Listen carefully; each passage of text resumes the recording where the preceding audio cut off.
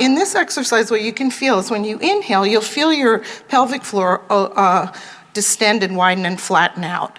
Then as you exhale, you'll feel at a certain point, there's a very gentle contraction, or I like to say change in shape. So you can feel that movement occur. All right, so what I'd like us to do is just inhale, take a breath, feel it flatten out, and then blow.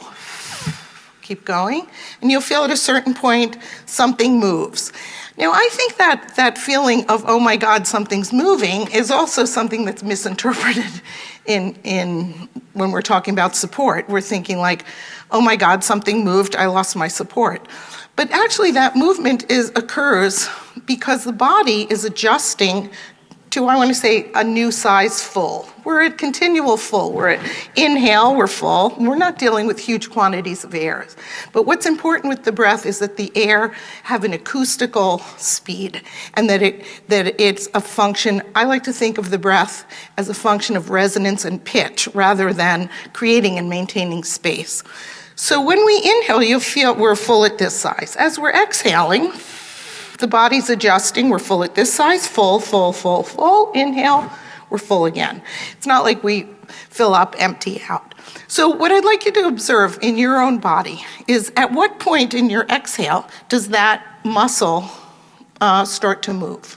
So I'd like you to start thinking about, quote, I'm full, by, boom, I hit the bottom, not I'm full, I'm at the top, okay?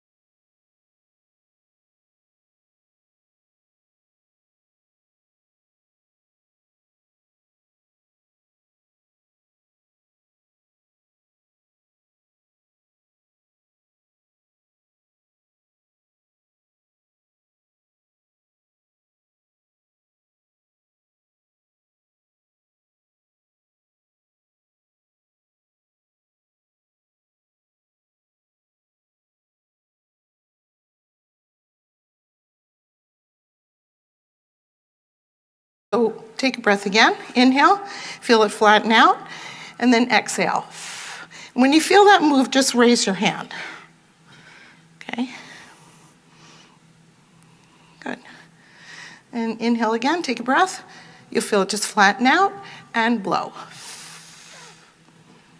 And raise your hand when you feel it move. Okay, so what we notice is people's hands are going up at different points, and that's obvious. Everybody's built differently. But the other thing to notice is that nobody's hand is going up right at the beginning, because that's really not an onset gesture. And I think that's really misunderstood. I think sometimes somebody will inhale, it's perfectly fine. First note, they move and they're locked and stalled, or it becomes too directional and they've lost kind of the ability to maintain that angle. So you can feel in your own body that at what point that you feel that muscle start to move, and then it's very organic that it continues moving during the duration of the exhale, and then when you inhale, and it's also, that's a very relaxing gesture. many Eastern religions are built on that kind of just very calm place. Now, I also feel that people and singers have to use the breath kind of differently. Some people need that sense, or that sense of the breath being very calming and centering and kind of zen. And those people tend to be like really high energy, stage kind of animals, or a kind of type A personality.